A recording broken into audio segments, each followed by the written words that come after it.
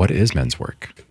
One easy sort of elevator pitch way of saying it is men's work is an exploration, a practice, a conversation that helps men get out of their heads and into their bodies, that helps men to connect to sources of information and wisdom and insight and intuition that allow them to live more authentically. I personally like to think of men's work as human work, an opportunity for a person to get to know and work with the entirety of their own human experience. And it's men's work because it's done in a particular context where the people that are doing the work have a shared cultural expectation. They have experienced these expectations or these pressures to be a certain way. And so they get to work through those shared pressures in an effort to be more authentic, more honest, more vulnerable, more able to connect, more able to express. So what I just heard you say is that one of the reasons why men would do this work is to, or engage in this work, is to more fully express themselves and to open themselves more honestly. In what ways has this work helped you more fully able to express yourself?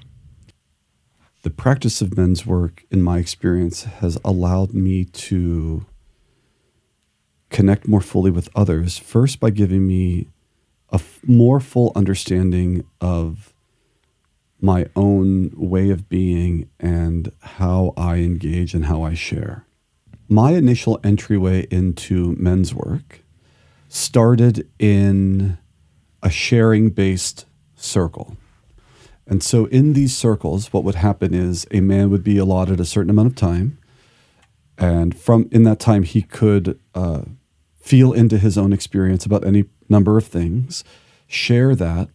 The other men would be listening. And at the end of that share would offer reflections. In the giving of reflections, I started to realize that many people are not totally understood all the time, which is making me laugh now because I would have the experience of I'm being misunderstood. And so it was sort of this all or nothing kind of situation. And it felt very lonely because I think I felt like a gay boy or a queer person who was like inherently misunderstood. And then you start to realize lots of people are misunderstood. Lots of people are having to hone their ability to clearly express their own internal experience, and other people are honing their ability to hear and digest that experience. So what it's done for me in that way is rather than anytime I confront a moment where I feel like someone hasn't understood me, what I used to do would be question whether or not I was making sense, whether or not I'm crazy, or whether or not my presence or contribution has any value here. And now I'm realizing, oh, it still might. And it might take a little time. It might take time for them. It might take time for me. And I shouldn't just run away. So I can allow myself to engage in situations where previously I'd be like, oh, you don't get it. And lots of people haven't gotten it my whole life, so I'm out of here. And instead you're like, no, maybe we just need a little more time and effort and compassion and massaging of communication to get to a place where there can be greater shared understanding. These, to me, feel like powerful things in my own life where I've softened my own self-judgment and my judgment or expectations of others, and then allowed me to stay in connection or in relationship that I might otherwise have wanted to run away from. And through that process, a lot of insight came. Insight as to how it is that someone is heard, how it is that someone connects to their own internal experience, and a perspective about how you were experienced by others when you were sharing. So one thing I learned is that not all people are as instantly connected to their own internal emotional experience as others, right? So as someone who feels pretty strongly connected to my own internal experience, I think what I would do is I would feel misunderstood by a lot of people. And then I realized, oh, it might take that person. It's funny because my husband is an example of this. It might take that person longer to sit with what I've said and wrap their head around it and get to a place of understanding. And so one of the perspectives is, we might be moving at different tempos, not good or bad, just different tempos. And it's empowering for me to not jump to a conclusion if you can't immediately understand what I'm saying because I understand it. What I'm hearing is like, instead of jumping to conclusions about what other people might be interpreting or even a conclusion about your own ability to communicate, like bring curiosity, right? Like what's not coming across? What is this person hearing or not hearing? And how can I be curious about the way in which I'm communicating to improve that or to offer something alternative? And also wanted to bring some compassion. So as a young gay boy, as a queer person, I had the world telling me a lot. You're different, you're different, you're different. And I think a lot of queer people, especially in their youth, have had that experience. So it's not surprising that you're like, well, you've been telling me how different I am over and over and over for years and years and years. And now it's easy for me to have one thing that reaffirms, oh, I am in fact different, and I can just rest on that. So this becomes a consciousness practice, especially I think for queer people, because you have to remember, okay, that is a message that I received and a habit I can easily fall into. Is it serving me now? Or is there more gold available if I'm able to do the work it takes to step out of that and try to meet people? And that's been some of the gold that I have found. Oh, if I can step out of that trigger, which is understandable and present for a lot of good reasons, if I can step out of it, is there gold? Are there connections? Are there understandings? Are there insights? Is there growth and possibility and opportunity on the other side? And my experience has been almost always, yes, there are. Mm-hmm. There are. Yeah. And what are some of the ways in which we train that consciousness to turn on that curiosity and to turn on that awareness? I love that question so much because it brings us back to this. We can train it by first noticing what's happening in our bodies, right? So when I start to feel a tightening, when I start to feel, sometimes it happens in my throat or in my abdomen, those are signs, oh, something's happening, like a shutting down, a defensiveness, a protective mechanism. And when I can get clear about that, oh, I'm noticing something happening. Why? Oh, I'm guarding myself. Oh, I'm feeling threatened. Oh, I'm feeling... And then so from that awareness, I shine the light of like, so what am I feeling and why do I think I'm feeling it? I can then make some decisions about, I'm feeling this because it's an old pattern I'm falling into, or I'm feeling this because I am actually, there are still times where you're like, oh, this person is not meeting me, or they're meeting me with a little bit of aggression, or they're not being mutual in this way. I get to make some decisions. So to be like, oh, this tightening in my abdomen is telling me to protect myself, and I want to consciously choose to do that. Cool. Still really powerful. But other times, oh, I'm having this feeling because of this old pattern, and the person in front of me isn't the threat that I'm responding to.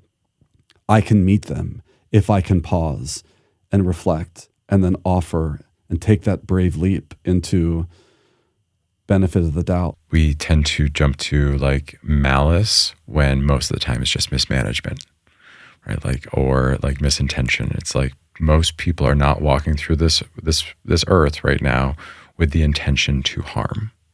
Most people want to be happy and want happiness for other people. And yeah, we jump to our conclusions, going back to what you said, we are quick to jump to conclusions. And part of the practice is, can we bring consciousness and curiosity before jumping to that conclusion? Or even if we do jump to the conclusion, can we still bring that awareness to like, why did I just jump there? Mm-hmm. Right? Before I take further action.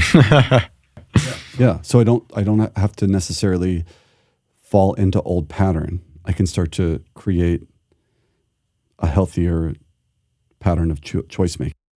So this practice of awareness, bringing awareness to what previously had been subconscious behavior, bringing a little bit of consciousness to it, is one practice that we do, what are some of the other tools and techniques that we engage in that are a benefit to men? So there are so many ways, and I would like to just take a moment to say that I have had the luxury of a few really powerful teachers, and there are a variety of ways to approach this work.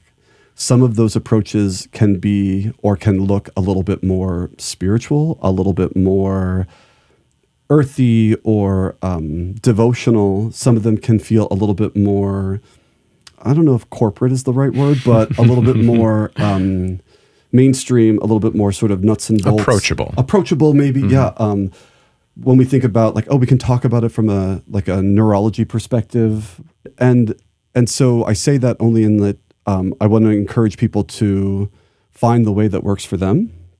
And like full disclosure, my teacher and the path that I'm on, I'm a yogi, and I don't shy away from things that feel yogic or shamanic or that kind of thing, but that doesn't need to be a part of it for you to get a lot of benefit. So these practices, a lot of it starts with simple inquiry. The question of what am I feeling, for example? What I've learned with that very simple question, or inviting men into the opportunity to ask themselves what they're feeling in their physical body. And it is surprising sometimes how challenging that can be. It's challenging, I think, because we haven't been given a lot of opportunity to do that as a practice. Mm-hmm. And I think if we can go back to the why this work is needed is, you mentioned that there's certain conditionings that we've been taught through, and the expectations of what it means to be a man, and how we've been really trained to express certain parts of ourselves, certain emotions like anger and rage, and we've been really encouraged to suppress others. Sadness and despair, we get told a lot of the times to suck it up, be a man. And what does that do to boys? What does that do to young boys that are trying to grow up, that at one point were exuberant and having a good time and could express the full range of their emotions, are now being told that in order to be a certain thing, in order to be a man, they have to drop parts of themselves. Well, it might even go further and create a sense of mistrust, because I've had this personal experience when I was a kid where I remember something happened and it hurt. I remember feeling discomfort. I was young, so I can't remember exactly what it was. I cut myself or I stubbed my toe or whatever.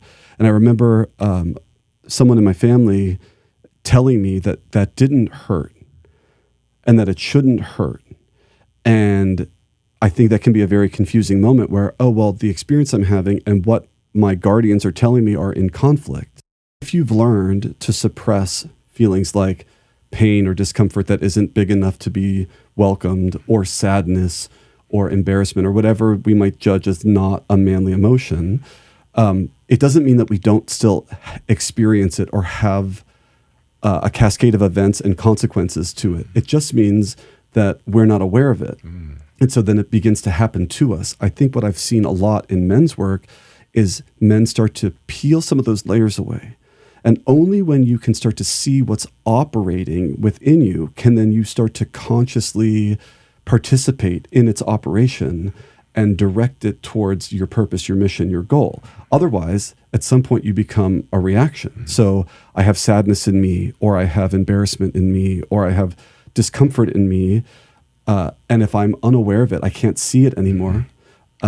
It could be influencing how I am being and how the person I am showing up as, without me really being able to influence it consciously at all. Right. So we've created these blockages of emotion that are running havoc on a man's nervous system, that are controlling him and putting him into this reactionary place instead of a place where he can sit with it, experience it, and then respond accordingly. And the hurt that comes from, and the pain that can be inflicted both internally and externally from those blocked emotions, is a big reason for this work.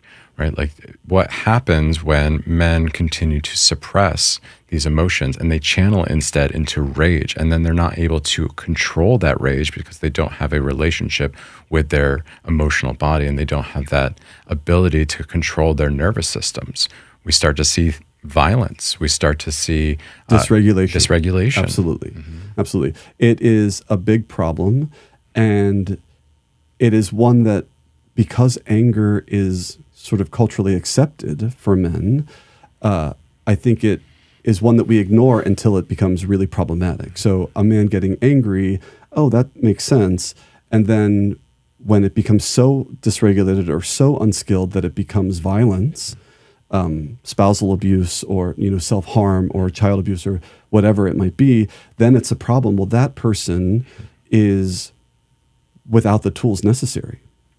And I think this work is an attempt at offering men tools to understand, because the thing that I'd like to really get through in this podcast is this idea of we cannot avoid our human experience.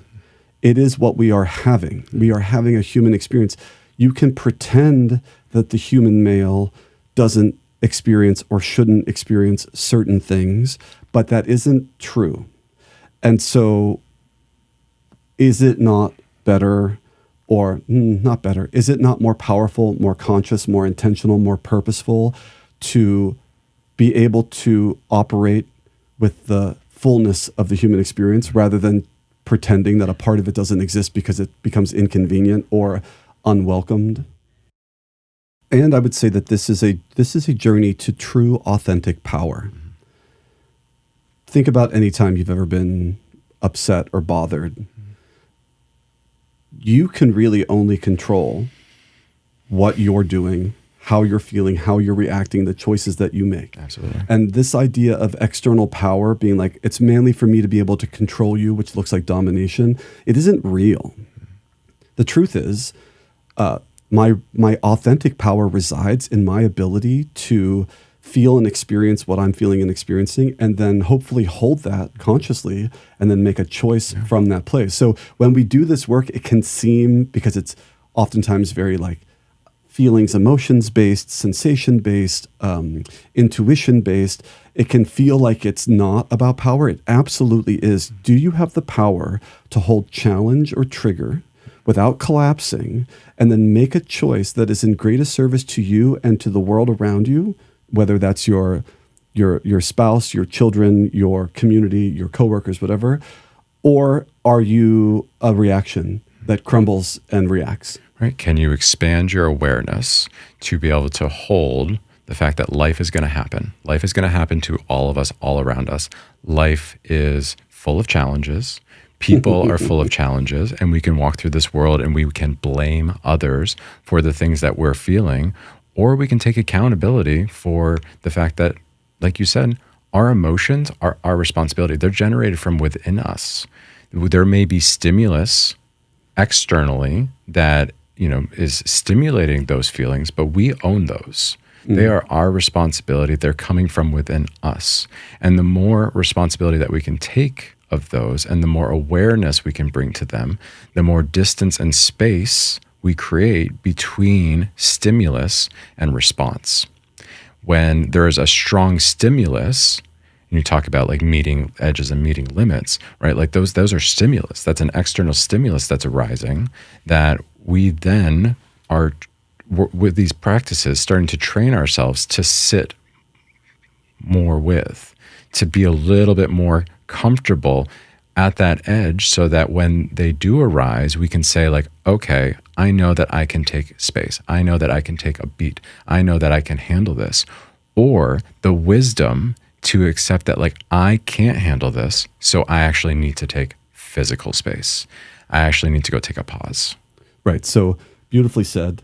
So getting back then to your original question, the practices, most of which are about starting to look and understand what our emotional, sensational experience is. And these practices can go from as simple as inquiry and observation all the way to what you were just referring to, putting ourselves in very, very challenging situations, whether it's through posture or through intense breath or a deep journey, and beginning to expand our capacity to be at that discomfort without crumbling. So I think in a separate episode we can talk about a variety of like the practices, but they all, in my experience, boil down to this understanding what we're feeling and expanding our capacity to hold that without collapse.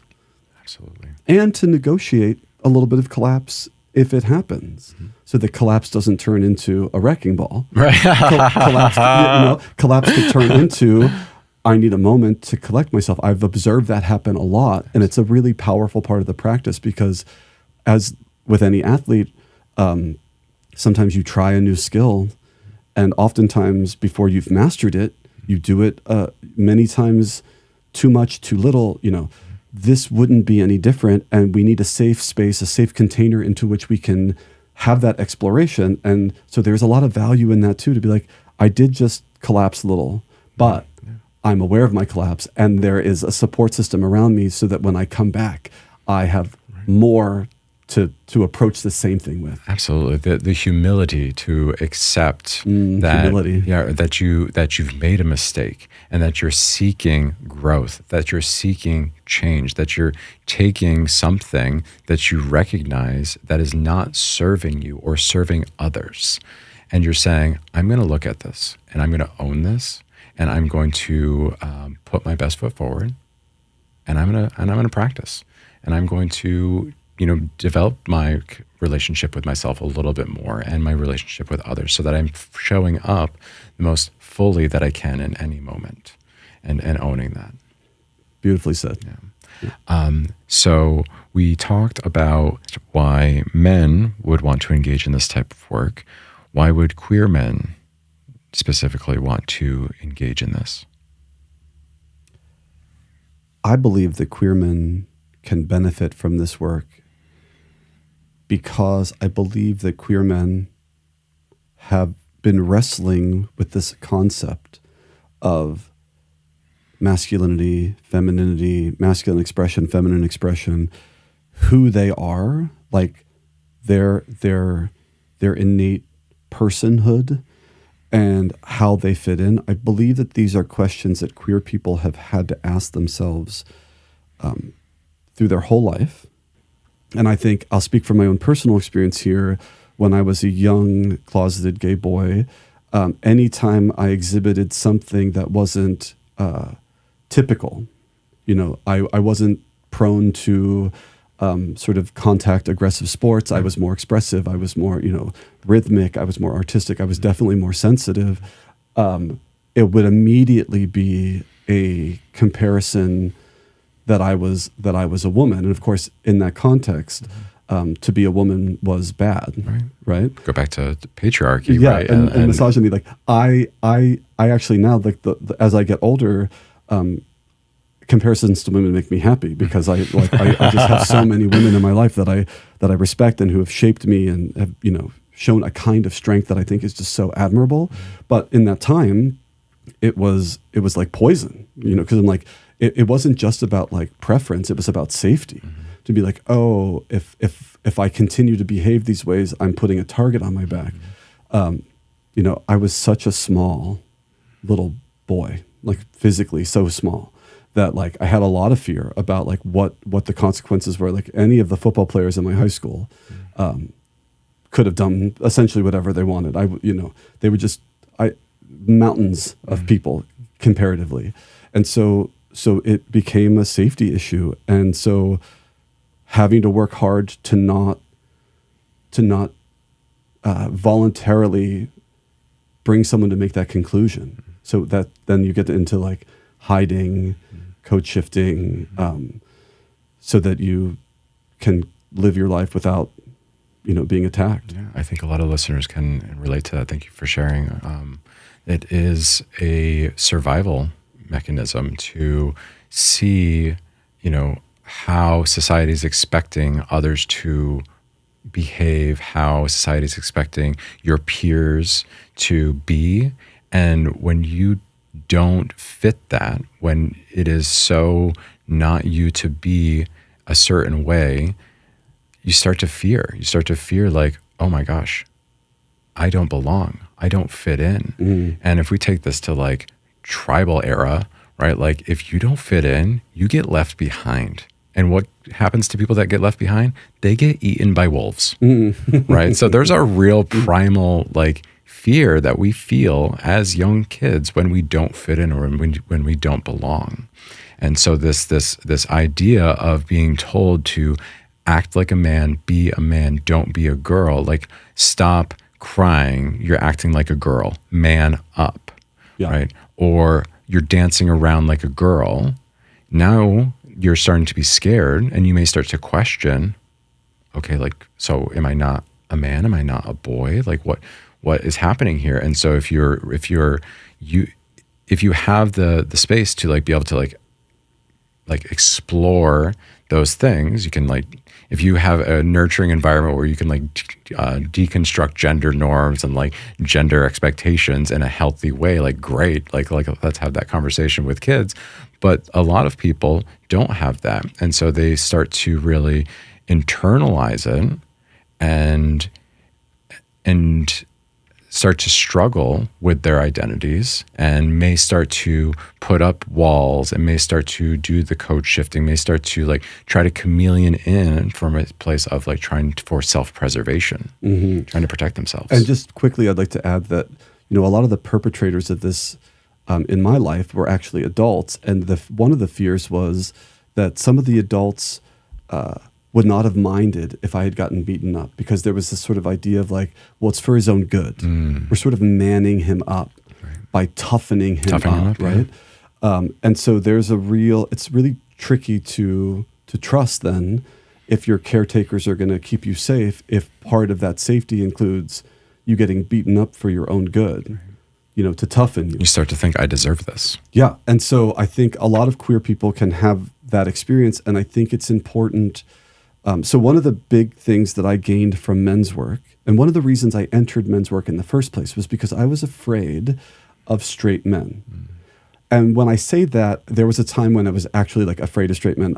And then as I got older, it was a challenge of trusting them, to be like, oh, they have presented themselves to me and so frequently as dangerous, as impulsive, as quick to like do things. And I realized, when I started this work, I'm like, oh, I need to confront that. One of the gifts I've received from men's work is realizing that isn't actually as true as it seemed, even though the seeming when I was a child was really real. And I started to be able to soften this idea of like, oh, there are straight men that are like willing to meet me and value me and love me as I am and not ask me to edit myself or change myself for them, even appreciate what it is I can bring. So that's been a really beautiful gift. I think a lot of queer men could probably benefit from that same idea. I guess, it'll depend on where you live and what your contact is. But to me, I have since made some really strong, powerful friendships that I find comforting and inspiring that maybe 5 years ago would not have been possible. So we talked about the acceptance that you can find in these spaces, but there are also some challenges in men's workspaces for queer men. What are some of those that you've experienced as you've gone into this work? So my personal experience is that queer men in general have a tendency or ability to ebb and flow between the masculine and the feminine. And those are terms that we'll probably flesh out in greater detail in a different episode. But if those words are triggering or uncomfortable, people can feel free to insert yin and yang, sun and moon, alpha and omega. It's really sort of like these like ends of the poles on a spectrum upon which we all exist, and that we all sort of like ebb and flow. So masculine and feminine really quickly do not necessarily correspond to gender or sex or genitals or anything like that.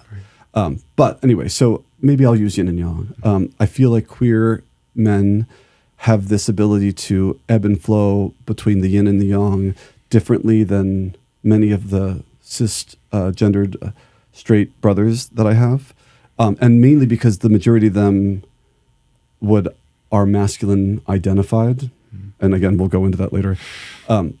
So sometimes I think there is an awareness or an understanding that is hard for our cisgendered straight brothers to understand. And one example, because I identify as that sort of like neutrally energized person who can ebb and flow. I was in this men's work group, and this man had shared about his wife, and he's doing his 10-minute share, and I'm like, oh, I can completely relate to her experience based on what he's sharing with me. And I gave him a reflection, and it was as if, and this was on Zoom, but I gave the reflection, and I looked around this screen. I'm the only queer person in the room.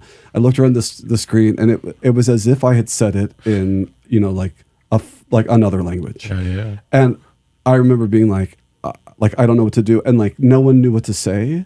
And then I was like, oh, this is one of those moments where my perspective, not that it wasn't valued, but like it was incomprehensible in that moment. It's so new to them at that point. Too. Totally. And it made me feel, what made me feel alone. It also made me wonder, did that make sense? Right. I was like, you start to doubt, you start to question. Totally. My pattern was to start to wonder if there was a place for me, which is why we're doing this podcast. Because the truth is that what I offered was needed. And as with anything, we've talked about it, when you practice something, chances are you don't master it the first time you encounter whatever that thing is, right? But the expectations sometimes are that well, that's the expectation, right? To be like, I need to be like good at this immediately and not have to ask for help, right? So in that moment, I questioned myself and wondered, is there a place for me here? Because they can't understand me, and I still feel like I have to honor, no matter how intentional we were all being. I felt lonely and misunderstood. That was the experience that I had in that moment. And luckily, I had the tools and the wherewithal to like continue and not let that run me out of it. But that, I think, is a challenge for queer men. I also think another challenge for queer men is that our communities, our family structures, our friendships, they can be quite different. And so, when I was in New York City many years ago, I wanted a therapist. I remember asking my therapist, like, are you gay? And the therapist was like, well, why is that important? And I remember saying, it isn't, I don't need to know information about you, but I want to know that when I talk about certain things, I want to know that you get it. I want to know that you understand what I'm saying. And I think can be like that similar feeling of like, oh, well, there are components of my life and the way that I live and the community in which I live that feel really different to them. And so having to be patient with yourself to present what that is and allow them time to kind of wrap their head around it, that can be a real challenge. And I think that men's workspaces can be fruitful containers to bring this exploration. My personal experience is a lot of this work that I've done initially started on my own in response to the insults or the bullying or the threats or the misunderstandings. And I think men's work can create a context and a container of safety where this exploration can be conscious and shared and supportive, and allow the queer man and his experience to start to settle and clarify itself in a way that is of service to that person.